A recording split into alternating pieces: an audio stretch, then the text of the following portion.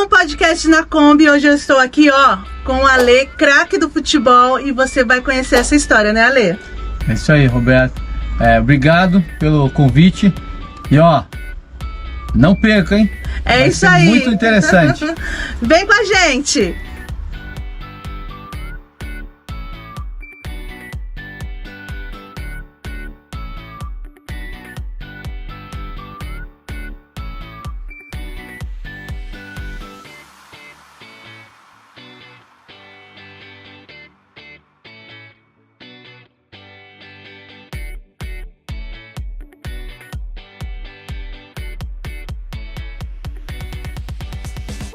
Mais um podcast na Kombi, e hoje eu sei aí que principalmente quem gosta de futebol vai ficar tudo alvoriçado, né? Estamos aqui hoje com o Ale, muito conhecido aí por quem gosta e curte futebol, que agora até as meninas, eu ia falar só os meninos, mas agora é as meninas também. Sim, E a gente crescido vai bastante. bater esse papo e vocês vão aprender um pouco mais e se inspirar com a história que nós vamos contar aqui hoje. E eu gostaria já de começar agradecendo, né, por essa oportunidade de estar aqui, você nos receber aqui no seu espaço, que é muito chique, gente, depois vocês vão conhecer. E que Deus te abençoe, né? Amém. E recompense aí as bênçãos dos céus. E eu queria que você se apresentasse. Quem é o Ale? Bom, primeiramente eu quero louvar a Deus por essa oportunidade, o privilégio de poder recebê-los aqui. A gente se conhece há tanto tempo, né? Tem uma amizade através do sogro, da sogra. Estende um abraço aí ao Saulo. Estivemos juntos há alguns dias atrás. E quero te agradecer por este convite, poder participar desse podcast. Espero que vocês gostem. Eu sou o Alê, casado com a Alessandra, por sinal muito bem casado, um homem feliz pela família que Deus me proporcionou. Tenho 3 filhos, o Mateus de 27, que já é pai, então já sou avô do Mateus de 5 meses. Tenho o Enzo, o filhão do meio, que tem 20 anos, o Henrico, que é o caçula. E hoje fui atleta profissional de futebol durante 19 anos, né? E já há 5 anos e 4, 5 meses a gente iniciou um projeto chamado A8 Academy, onde a gente montou um centro de formação de atleta, onde a gente tem como propósito de formar atleta, segundo a vontade de Deus, e preparar esse atleta para que ele possa, no futuro, esteja apto aí para pleitear uma oportunidade de um clube de futebol e assim iniciar uma carreira futebolística. E dentro disso a gente tem procurado aí semear a palavra de Deus, porque a gente entende que Jesus certa vez disse que ele é o caminho, a verdade e a vida, né? Então, se ele é o caminho, significa que não existe outros caminhos, só existe um. Por isso que ele disse: eu sou o caminho, eu sou a verdade, eu sou a vida. Então, este é o Alê. Legal. E como que foi sua infância? Onde você nasceu? Como que foi? Gostava de estudar? Não gostava de estudar? Como que era isso? Que legal. Ontem eu e a Alessandra estávamos conversando sobre isso, falando do período que eu estudei no Raposo, ela estudou no Ivani, falando de como um era na escola, como um era o outro. E eu nasci na Zona Sul de São Paulo, e na região, no bairro Jardim Ângela, e sempre gostei de futebol, sempre gostei de estudar. Era o que sentava na frente, sentava atrás ou no meio? Eu normalmente sentava no fundo, mas eu era uma pessoa assim mais comportada, Não apesar era de da bagunça. não, apesar de eu nunca fui muito fã de sentar na frente. Hoje o contrário, hoje até gosto, né, quando tem uma oportunidade de ir para uma palestra, alguma mentoria, algo que a gente vai aprender, eu sento na frente. Mas enquanto aluno eu ficava no fundão, mas nunca fui aquele aluno bagunceiro. Tinha facilidade para me relacionar com todo mundo, os professores gostavam, e a gente, assim, eu gostava de estudar também. Nunca fui um aluno nota 10, mas também nunca fui um aluno nota Vermelha, 4, 5, então eu era um aluno aí nota 6,5, 7, tanto na matéria quanto também no comportamento. Essa foi a infância aí do Ali, né? E o que você gostava de fazer? Sempre foi vidrado em futebol ou gostava de fazer outras coisas? Eu sempre fui apaixonado por futebol. Eu sempre tive assim, como futebol, jogava futebol, chegava na escola, pegava um papel, fazia uma bolinha. Na época, você com certeza se lembra disso, a gente cantava um hino, né? Na escola, hoje não tem isso mais. A gente cantava um hino. Então, antes de fazer a fila para o hino, jogava bola. Aí ia para a fila, Já todo é todo suado, suado todo já. suado. Aí cantava o hino e entrava para a sala de aula. Acabava o intervalo, ao invés de comer, jogava bola de novo. E aí chegava em casa, jogava o material, a mochila, em qualquer lugar e já ia para a rua jogar bola, né? E então eu sempre fui apaixonado por futebol, sempre tive na cabeça que seria um jogador profissional de futebol e Deus me proporcionou este sonho.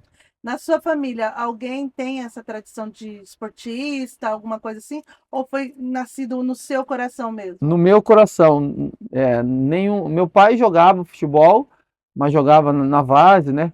Como amador e eu acompanhava desde pequeno, mas profissionalmente não tem ninguém da família que puxou isso, né? E como que foi esse ciclo de gostar de futebol, fazer a bolinha de futebol de papel, até se tornar um jogador profissional? Como que foi esse caminho?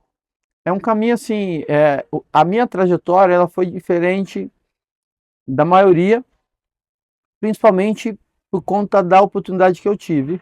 É óbvio que eu jogava na várzea e ainda muito novo, com 10, 11, 12 anos, eu já comecei a jogar com os adultos, e isso me ajudou também a desenvolver, a ficar mais esperto em relação às crianças da minha idade, né? Quando eu ia Porque como jogar. adulto tem que sobreviver, ali é um campo de Exatamente. guerra, né? Era Um corpo maior deles, a jogada deles, né? perfeito. E aí a exigência era muito maior, né? E isso contribuiu para que eu pudesse amadurecer mais rápido do que a maioria das crianças que eram da minha idade. Em 92 eu vim para Barueri e quando foi no ano de 96, através do Edu, que até hoje mora no Engenho Novo, ele conseguiu uma oportunidade que eu fizesse, que eu participasse de um jogo treino entre Nacional e Portuguesa Santista aqui na Barra Funda. Duas equipes profissionais. Eu entrei, joguei 15, 20 minutos, peguei na bola 3 vezes. Alguém no alambrado pediu para me tirar, eu não entendi nada, aí eu tô saindo, meio cabisbaixo, achando que não tinha dado certo. Não, tipo, não gostaram de Não mim, né? gostaram, porque eu peguei na bola 3 vezes. E aí o rapaz disse assim, ó, um senhor disse assim, vai tomar banho e volta aqui para falar comigo.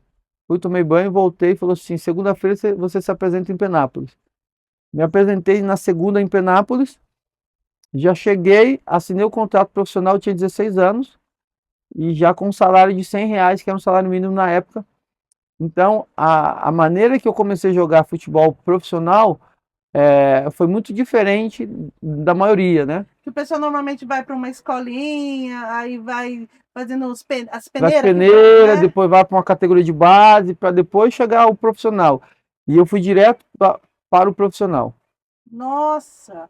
Então, assim, mas isso é 1 em 1 milhão, né? Sim, Não é uma coisa que acontece todos os dias. não é a regra, é a exceção da exceção. E é claro que o início foi muito, foi muito bom e foi muito rápido também, né? Mas a partir daí a trajetória foi longa, né? Porque assim, para quem está nos acompanhando pode pensar assim, pô, então o Alê, ele encurtou o caminho, eu encurtei o caminho só no início, só para chegar a me tornar um atleta profissional de futebol, mas a equipe do Penapolense jogava a quinta divisão do Campeonato Paulista. Então, eu comecei na quinta divisão e eu fui chegar à primeira divisão depois de 8 anos de carreira. Entendi. Ou seja, teve um período longo que a gente teve que persistir, renunciar, superar muitas coisas para que eu pudesse sair da quinta divisão do Campeonato Paulista e poder chegar à Série A do Campeonato Brasileiro, que é a elite do futebol brasileiro. Ale, eu trabalho muito assim com adolescentes lá na igreja, e assim, adolescente gosta muito de bola. A percepção que eu tenho é que quando um menino fala que quer ser jogador de futebol, ele pensa só nos bônus, na fama, ganhar dinheiro batendo bola. Mas é uma carreira puxada, que exige estudo, que exige dedicação, que exige foco. Não é uma carreira assim, ao Deus dará, não é verdade? Porque às vezes a gente fala assim para um menino assim, você tem que se dedicar. E às vezes o pai, quando fala assim para ele estudar, não é que o menino seja um Einstein, mas quer que o menino seja organizado, porque uma pessoa organizada, ela tem chance de alcançar um sucesso em qualquer carreira mais rápido possível. E como que foi para você isso, assim? Ah, você fazia o que queria, acordava que hora queria, fazia tudo bagunçado? Não, Roberto, você citou um ponto muito interessante, muito importante, e eu costumo dizer que, apesar de a gente não ter a verdade absoluta, mas é apenas uma percepção que o Ale tem de que a maneira que eu faço uma coisa, eu faço todas as outras. Sim, E, e a maioria deles se perde exatamente aí. A gente vê jovens que não têm disposição para acordar cedo, não têm disposição para renunciar uma besteira, porque isso vai prejudicar o corpo dele. O atleta ele é basicamente treinamento, alimentação, descanso e sono. Se ele não tiver esses quatro alicerces, dificilmente ele vai conseguir ter êxito na profissão, porque você precisa do teu corpo, né? O instrumento do trabalho é o seu corpo. Por isso que é muito importante você hidratar, você poder descansar. Não dá para dormir 2 horas da manhã e aí acordar 7 horas. É óbvio que não vai performar da mesma forma. Então, o atleta, o jovem, precisa entender que ele precisa ter dedicação, ter disciplina, estar disposto a renunciar a muitas coisas. Eu já passei Réveillon concentrado, Natal concentrado, o casamento da Miriam, por exemplo, eu tinha jogo e aí eu fui para a cerimônia. Da cerimônia a gente foi para a festa lá no Reginalice. Eu cheguei, peguei um guaraná, comi um salgado, olhei no relógio, estava na hora de eu ir para a concentração. Nós tínhamos acabado de chegar. Ou seja, eu nem aproveitei a festa. Então, quantas coisas eu tive que renunciar na minha vida para poder realizar um sonho de poder jogar em 21 equipes, 19 anos de carreira, de poder jogar no Maracanã, de poder jogar no Mineirão, de poder jogar no Morumbi, na Vila Belmiro.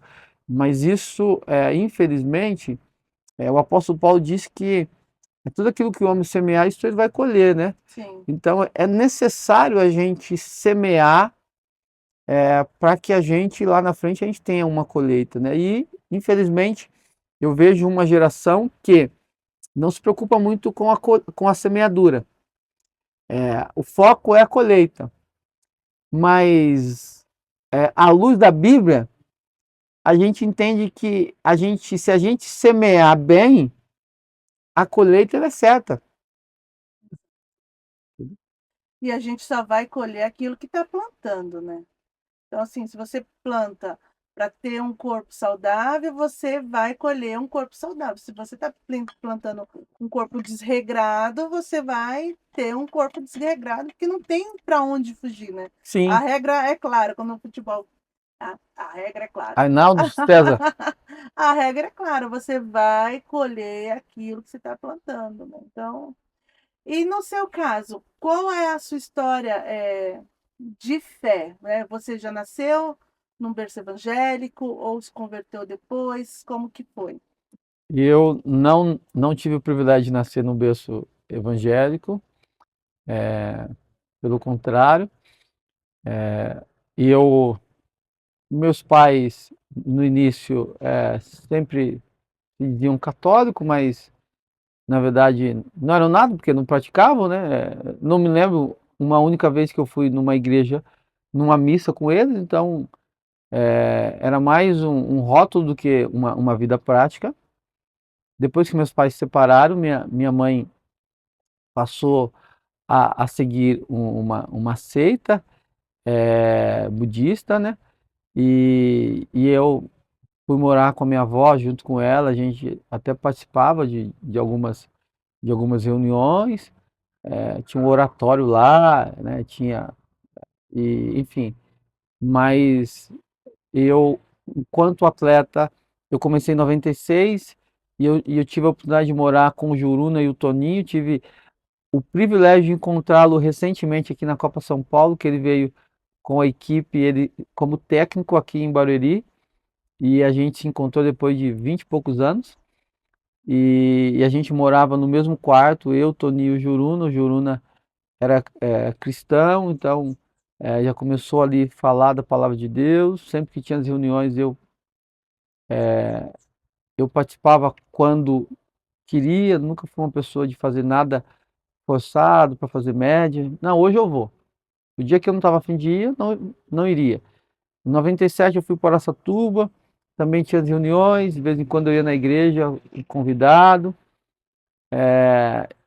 mas efetivamente eu fui me aproximar de Deus depois que eu conheci a Alessandra, através do meu sogro, o seu Zé, e aí a gente ia com um pouco mais de frequência quando eles me convidavam, e em 2003 foi onde realmente eu tive um encontro com Jesus, me batizei, né, na quadrangular, e a partir daí a gente começou a construir Jesus passou a construir uma nova história na minha vida, e, e a minha visão de vida, do meu papel dentro do futebol, mudou completamente, né? E aí, de lá para cá, a gente tem crescido, uma visão que eu tenho também de que a vida com Cristo é um crescimento, aprendizado diário, né? Todos os dias a gente precisa reconhecer que a graça, né? Se não fosse a graça, o que seria de nós? Mas eu vejo claramente assim quem era o Alê há 10, 15 anos atrás, quem é o Alê hoje, né? Um esposo melhor, um pai melhor, um cidadão melhor, ainda que quando a gente olha para a palavra, a gente vê que ainda falta muita coisa, mas o desafio até a volta dele é que a gente seja aperfeiçoado, né? Para que um dia a gente possa morar na Nova Jerusalém. E como que você vê essa questão da fé, né? Mesmo que você tenha se convertido, é, é, não na época no seu início da carreira, né? Mas agora, né? Mas como que você vê a fé atrelada ao futebol? Porque existe uma preocupação, às vezes, das mães de achar que futebol não é coisa de crente, porque todo jogador de futebol dá mau exemplo, está envolvido sempre em um escândalo. E eu costumo dizer que a nossa vida com Cristo, ela é atrelada à nossa profissão, independente da profissão que a gente escolhe. E nós frutificamos aquilo que temos dentro de nós. Então, se a gente tem uma identidade em Cristo, se a gente sabe quem a gente é em Cristo, não importa se eu estou no futebol, se eu estou na política, se eu estou no judiciário, se eu sou atrás de uma mesa de um escritório, eu vou frutificar aquilo que eu tenho. Então, eu acho que às vezes a preocupação da mãe não é bem se o filho vai ter uma vida corrompida pelo futebol. Na verdade, às vezes o filho já não é aquela fortaleza em Cristo e provavelmente tem aqueles desejos de se desviar em algum momento. Mas como que você enxerga isso hoje, né, com essa visão que você tem hoje de evangelho, de Cristo? Como que você enxerga isso atrelado ao esporte? Eu tenho uma opinião muito clara, Roberto, sobre este assunto, e que infelizmente, muitos de nós têm alguns preconceitos de alguma coisa. E aí eu vou citar aqui alguns exemplos. As pessoas falam que o cristão não deve se envolver com a política. Por exemplo, uma vez eu conversando com um amigo, e eu disse assim para ele, você, você vê em mim seriedade? Ele falou assim, vejo. Você vê em mim alguém que reflete a imagem de Jesus? E sim. Se amanhã eu entrar na política, isso muda? Ele. Ah, não, responde, muda ou não? Aí disse assim, com você eu creio que não. Eu falei, então por que que a gente rotula o policial corrupto, todo policial é corrupto. O político corrupto, todo político é corrupto. O jogador de futebol mulherengo, que gosta da noite, todos eles. Por que que a gente coloca um rótulo nas pessoas? Eu penso que existe político que são sérios, íntegros, honestos, reflitam a imagem de Deus, assim como tem jogador, assim como tem policial. Em todas as áreas existem pessoas, e aí o que você disse, eu concordo plenamente. Quando nós sabemos quem nós somos em Cristo, Cristo vai usar a nossa vida aonde a gente está inserido. Sim. Então, eu parei de jogar futebol e de 2004, quando eu fui para o Quinjaú, até 2015, quando eu encerrei a carreira, todas as vezes que nós jogávamos, todos os jogos, sem nenhuma falha em um jogo sequer, nós fazíamos o culto de 40 a 50 minutos antes do jogo. Então, nós fazíamos um trabalho evangelístico em todos os clubes que nós... Alguns clubes eu era o responsável e outros eu ajudava quem era o responsável. E mais do que o culto, era a minha vida dentro do clube. Que era o testemunho, que era o né? testemunho vivo. Porque o culto é um momento. O culto é um momento. Seu testemunho é 24 horas. Exatamente. Como que o Alê se comportava quando tomava um cartão? Como o Alê se comportava quando falava com o hábito? Quando o Alê se comportava quando alguém fazia uma falta nele? Quando o Alê se comportava quando ia para o banco? Quando o Alê se comportava quando achava que era injustiçado? Então, é no dia a dia que a gente tem a oportunidade de pregar o evangelho através das nossas ações. E o culto era apenas um momento. Então, eu estava inserido naquele contexto. Eu encerrei minha carreira de futebol, fui trabalhar na Secretaria de Esporte como assessor do secretário aqui em Santana de Parnaíba, do Fábio Mendonça. Então, naquele momento, então agora eu passei a viver num outro contexto e eu deveria passar ou refletir a imagem de Cristo agora na secretaria e não mais nos campos de futebol. Trabalhei 3 anos e 5 meses na Secretaria de Esportes. Chegou um dia que Jesus falou assim, chegou a hora de você sair. No melhor momento da secretaria, eu saí. E depois de 3, 4 meses, a gente inaugurou a 8 Academy.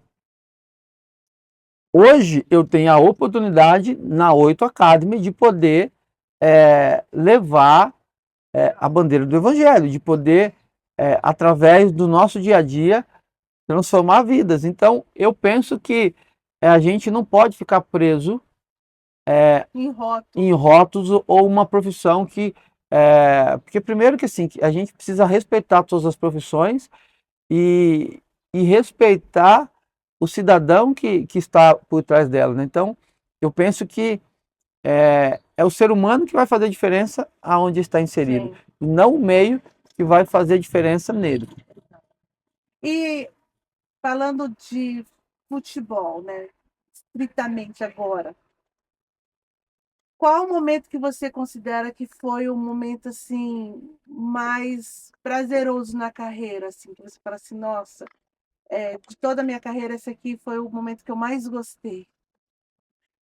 Eu tive assim, falando em todos os aspectos, né, profissional, em 2008 eu cheguei no auge da carreira, onde eu fui para o Curitiba, joguei Campeonato Brasileiro da Série A, nós ficamos em nono lugar e a gente fez a campanha, se eu não estiver enganado, dos últimos, de lá para cá, o Curitiba não fez uma campanha como a que a gente fez em Foi 2008. marcante. Então nós estamos falando aí de 16 anos, né? Se eu não errei na conta. E Você não se sente meio velho assim quando fala assim que 2008 faz tanto tempo? Porque para mim 2008 foi tipo ontem. né?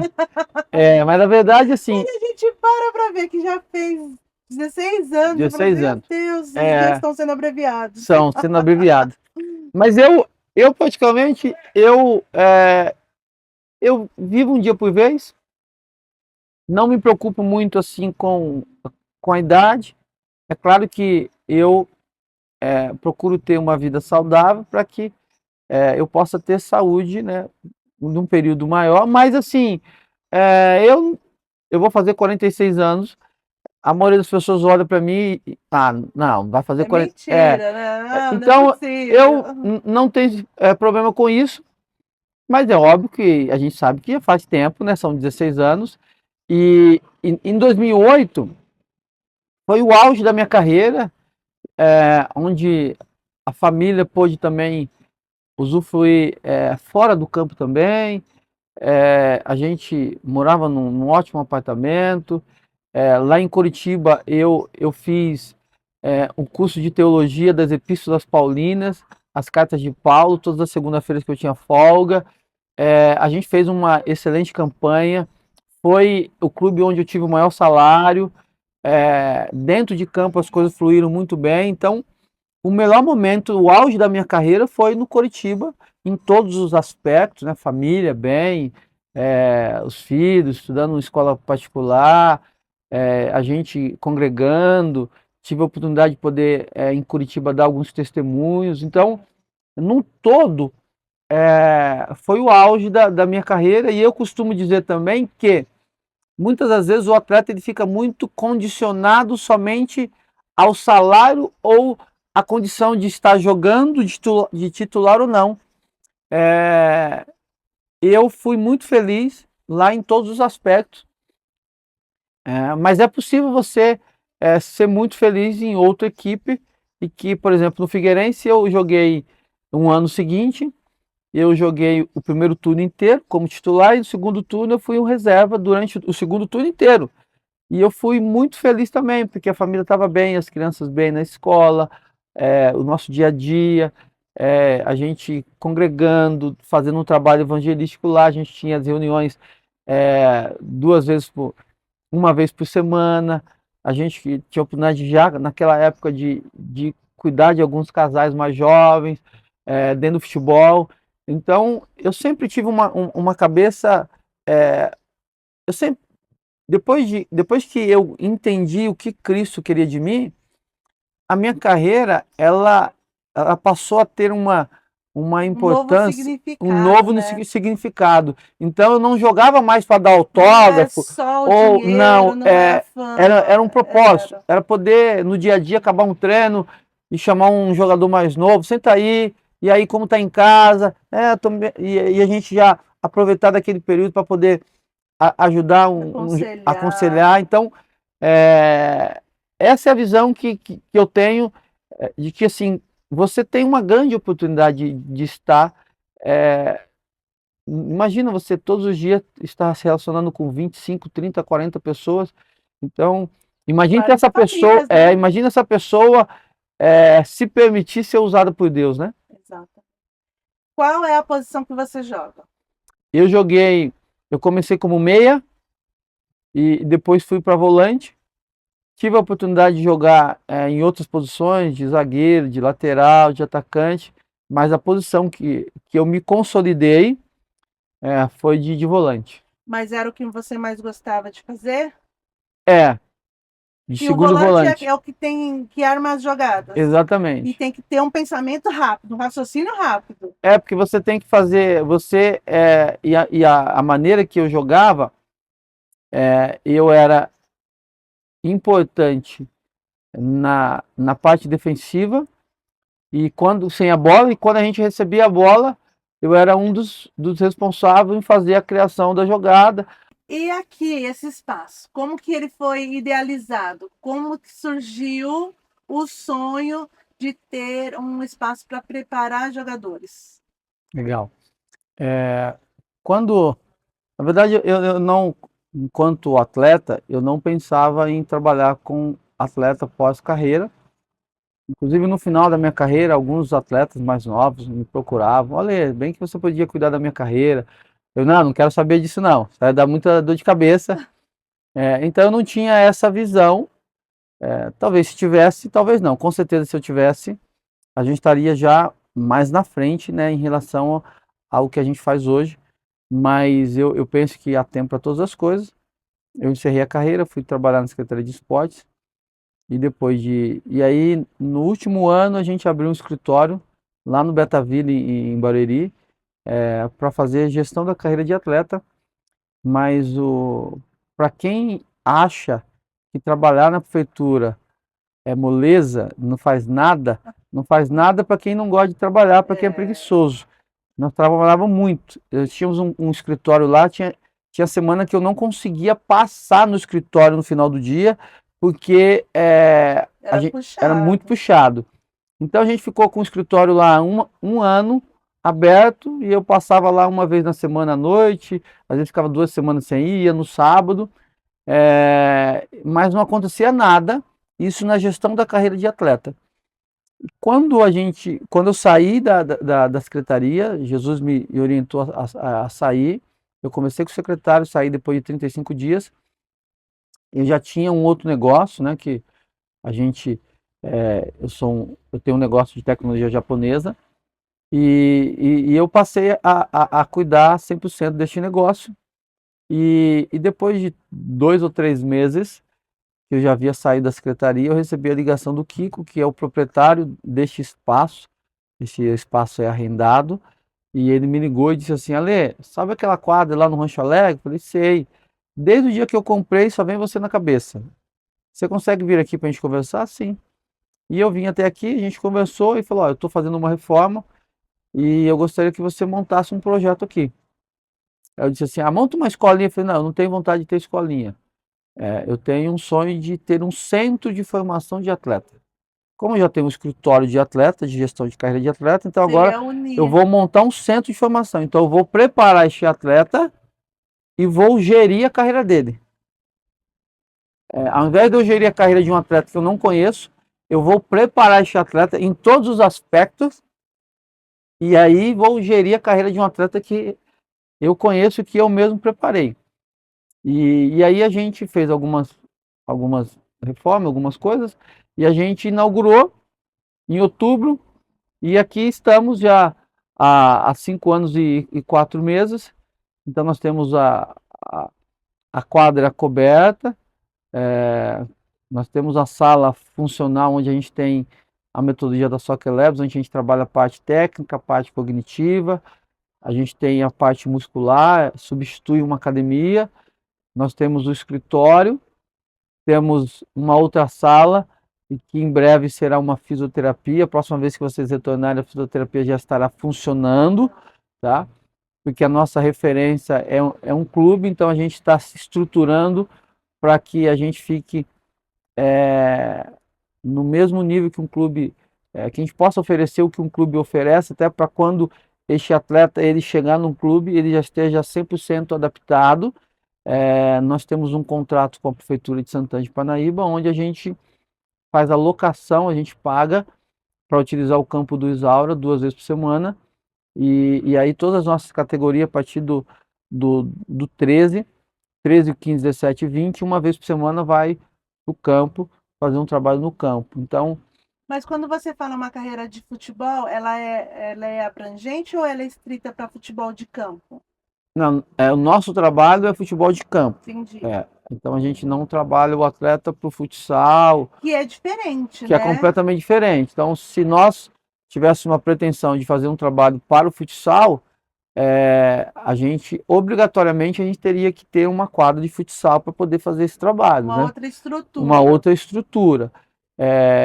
Eu até sou a favor de que o atleta jogue futsal aí até os 10, 11, talvez até os 12 anos, que isso o futsal ajuda muito o atleta no desenvolvimento, ele pega mais vezes na bola, ele É a, mais rápido o mais jogo, rápido, né? então ele consegue desenvolver movimentos cognitivos mais rápidos e melhores do que um atleta que não joga futsal, né? Entendi. E a gente aqui está no meio do caminho, né? Então, como nós Sim. temos um society, então a gente está na transição do futsal para o campo, então a gente está ali no meio, e como a gente agora, nos 2 primeiros anos a gente não tinha o campo, então a gente só trabalhava no society, mas de 3 anos para cá a gente já faz trabalhos no campo, então isso possibilita a gente a fazer treinamentos dentro da realidade que o atleta vai enfrentar no jogo de campo. E isso tem contribuído muito para o desenvolvimento dos atletas. A gente faz jogos amistosos no campo, a gente disputa campeonatos em campo. Então, este é o trabalho da Oito Academy. O futebol, ele se profissionalizou no sentido de preparo?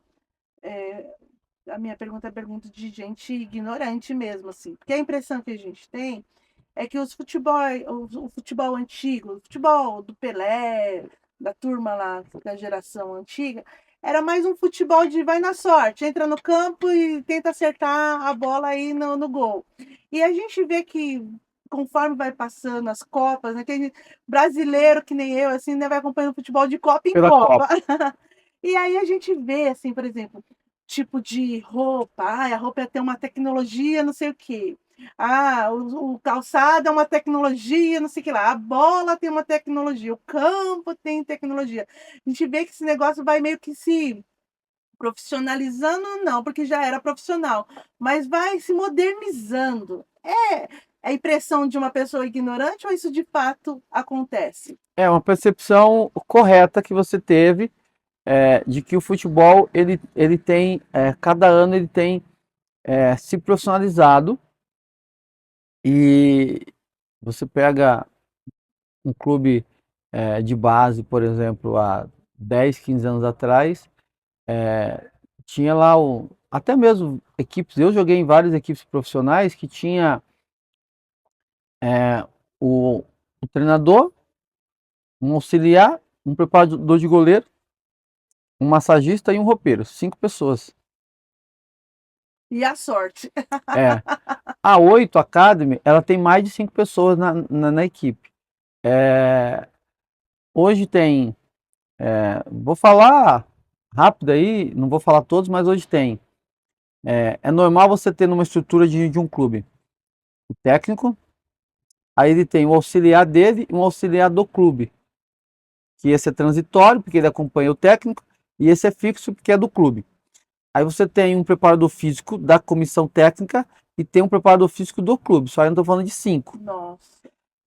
Isso não falando de clubes de primeira divisão Sim. estruturados. Aí você O vem, que deveria ser para que todos, deveria ser né? para todos, mas o orçamento não permite que É. todos tenham. Aí tem o preparador físico, aí tem o preparador de goleiro, aí tem nutricionista, tem 2 mordomos, que são os roupeiros, normalmente são 2. Aí tem psicólogo, são 10. Antigamente nem pensava em Não. psicólogo, né? Analista de desempenho, scout, e aí fisiologista, O que é um fisio- scout? scout, a pessoa é responsável por analisar os números dos jogos e Entendi. dos treinos, Analisa os dados. analisa os dados. Então hoje é muito monitorado. Então hoje o treinador, a comissão técnica, ela tem mais subsídios, ferramentas para poder identificar o que o atleta precisa, o que o atleta está fazendo, em que nível está fazendo. Antigamente era muito mais na sensibilidade, No no olhômetro. olhômetro, na experiência, no feeling do técnico e da comissão técnica. Hoje não, hoje você tem dados, o atleta treina com um GPS. É, eu já vi. Então Um ontem, negocinho assim, né? sim, ontem nós levamos um atleta para fazer uma avaliação de uma semana no Esfera, no centro de treinamento em Jarinu, um baita num centro de treinamento, e o Matheus, supervisor, nos levou para conhecer todas as dependências, apesar de eu de eu já conhecer, porque eu fiquei lá algumas vezes, mas ele fez questão de levar a gente. E aí na sala da comissão tinha lá vários GPS, e aí, ó, isso aqui passou a informação que a gente já sabe. Então o atleta ele treina monitorado. Então aí ele acaba o treino e aí o pessoal vai analisar os né? dados dele, o que ele correu, o que ele não correu, como correu, em que velocidade, quantos quilômetros e tudo isso. E aí se ele está abaixo, vai trabalhar para ele chegar até a escalação deste atleta condicionada a esses números. Então, se a gente analisar, se a gente avaliar, e aí isso se fala pouco, se a gente olhar para o talento dos profissionais que trabalhavam lá atrás, para os de hoje, a gente pode chegar à conclusão de que eles eram muito mais talentosos do que os de hoje. Porque eles faziam muita coisa com poucos Com recursos. pouquíssimos recursos. Com meia dúzia de bola no campo, hoje tem 20, 30 bolas, né?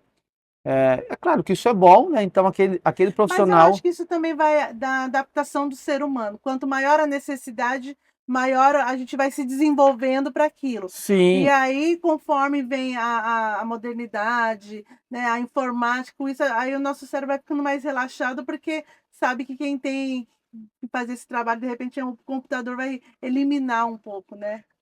e essa relação, ela acaba. Eu peguei, né, alguns anos já com essa modernidade, e essa relação ela acaba esfriando também um pouco, né? Porque antes acabava o treino e aí o preparador físico chamava você. E aí, como que tá, Lê? Tá cansado? Não, ó, o treino acho que foi. Então aí interagia, porque para ele ter uma percepção exata, Tem ele, que ter ele tinha que ter diálogo. diálogo. Hoje não precisa. Hoje ele pega o GPS e leva para as pessoas que vão avaliar os números.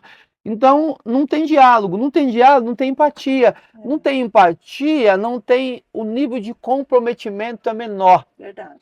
Então, infelizmente, hoje a gente está inserido numa sociedade e que a tecnologia não chegou só no futebol, chegou nas empresas, chegou Na na saúde, chegou em saúde. tudo. Então, essa relação humana, é, Se ela, perde um pouco, ela né? vem se perdendo a cada momento. E aqui a gente procura não ignorar a tecnologia, né? Mas a gente procura investir muito neste relacionamento pessoal, porque a nossa referência não é a tecnologia, a nossa referência é Jesus. Tá. E outra, né? Às vezes a gente fica tão escravo da tecnologia que esquece que ali tem um ser humano, né? Então, assim, eu sei disso porque, assim, eu sou advogada há um tempo e começou agora esse negócio das audiências online, né? Desde a pandemia para cá, a maioria das audiências são online. E eu percebo que perde muito disso, né? Por mais que a situação seja uma situação meia tensa ali, o juiz olhar na cara ali do réu, sentir a verdade dele ou não, isso com a tecnologia você se perde ali. Sim, Ele está lá no monitor, no juiz do lado de cá, mais um número, né? Mais um processo que vai ser andando. A gente tem que tomar muito cuidado para não se perder nisso, né? eu acredito que assim, só de você olhar para alguém, é claro que a gente erra, mas assim, se eu olhar para 10 pessoas, eu conversar com 10 pessoas, pelo menos 8 eu vou saber se ela está falando a verdade ou está mentindo. Sim. Expressão corporal, maneira que fala, se gera segurança, se gera insegurança. Agora, por um monitor, esse número cai É para 2, frio, 3. né? É Mas aí frio. eu sou o juiz que vou determinar algo. E aí, assim, é muito sério isso, né? Sim. Então, a tecnologia veio para facilitar, mas infelizmente tem o outro lado que pouco se falam, Esfria as relações. esfria as relações. É. E eu sou um pouco chato, em relação a isso, porque eu não sou muito fã de tecnologia. Eu penso que a tecnologia ela atrapalha muito mais que ajuda. Mas eu não tento convencer as pessoas, porque eu sei que vai ser difícil eu conseguir isso. mas dentro da 8, dentro de casa, eu procuro, eu chego em casa, pego o celular, então eu tenho algumas funções como um cidadão, algumas responsabilidades. Então, eu sou líder dos Atletas de Cristo, núcleo aqui de Santana de Parnaíba. Deus me confiou a 8 Academy. A gente tem a 8 Sport que faz a gestão da carreira de atleta, então a 8 Academy treina e a 8 Sport faz a gestão da carreira de atleta. Eu sou pai, eu sou esposo, eu sou avô, Vou. eu congrego, de vez em quando, pela misericórdia, eu ministro, e eu chego em casa, pego o celular e coloco aqui. Coloco lá e relaxo. E, e por que que as pessoas não conseguem fazer isso?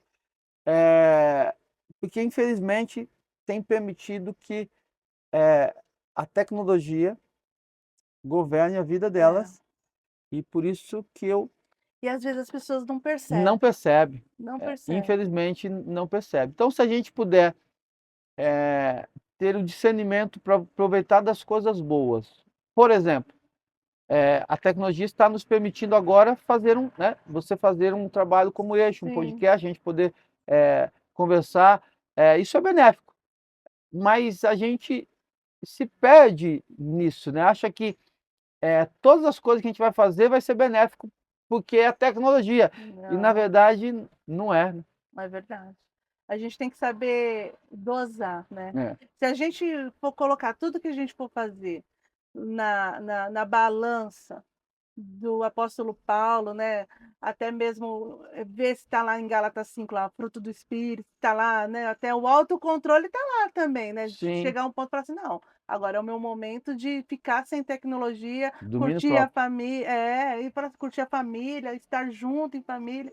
E a gente precisa exercer mais isso, né? Porque senão a gente vai se perdendo mesmo, vai se deixando levar e leva mesmo. Quando vê, a gente está num lugar que fala, nossa, aonde foi que eu me perdi? Foi lá atrás. Eu tenho que voltar lá e tentar recuperar a Roberta, ser humano, que tem ali as ligações familiares, né? Senão, vai que vai, né? Quanto tempo a gente tem aí, gente? Ó, o pessoal fica ó, controlando o tempo. É, o papo bom passa rápido, né? Passa, passa rápido. Mas, Ale, eu queria. O papo tá ótimo, né? Eu sei que você tem outros compromissos também. Eu queria novamente agradecer.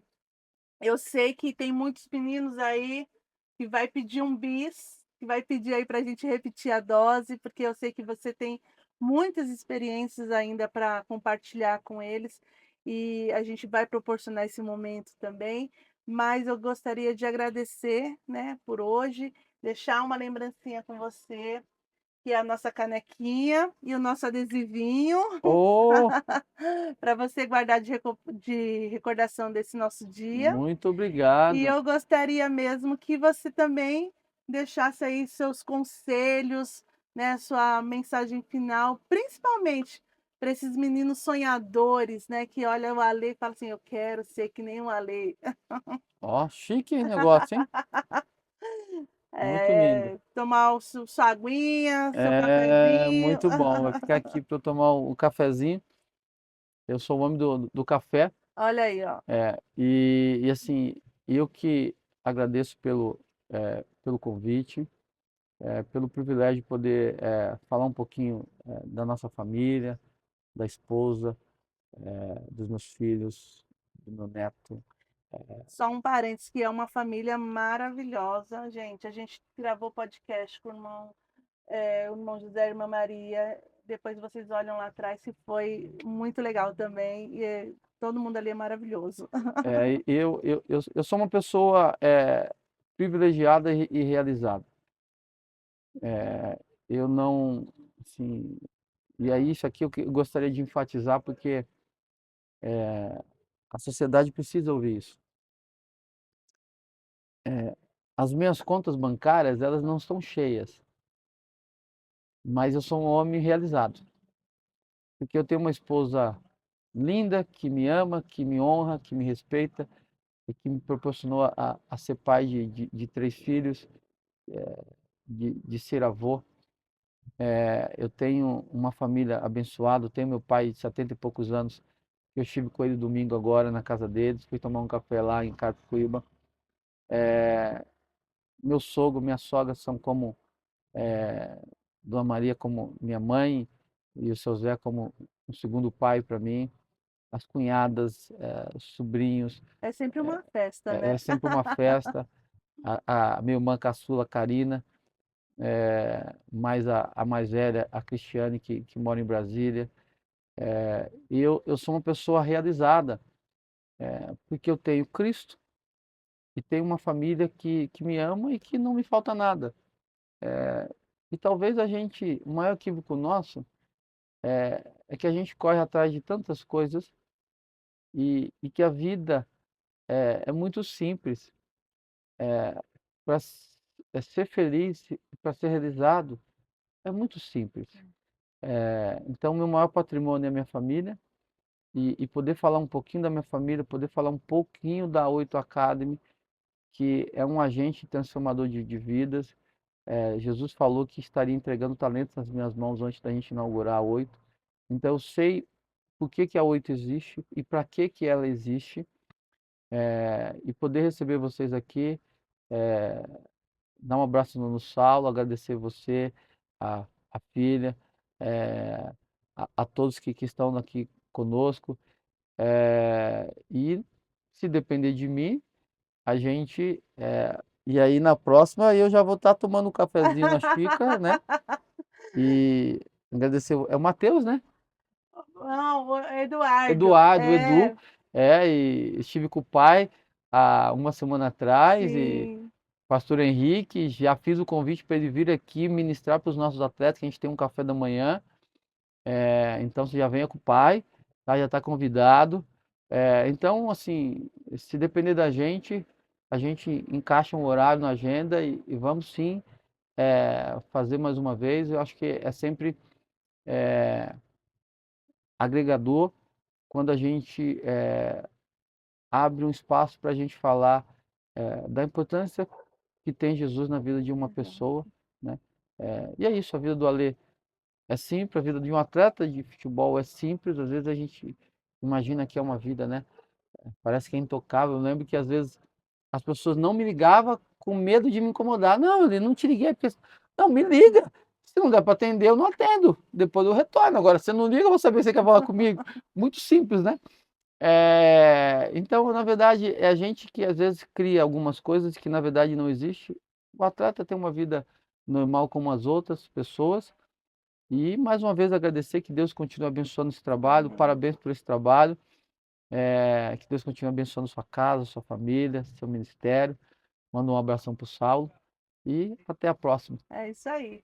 Ó, você já anota aí que teremos bis, falaremos muito mais aí sobre futebol. Já coloca aí na sua agendinha aí, ó. Fica ligado nas redes sociais.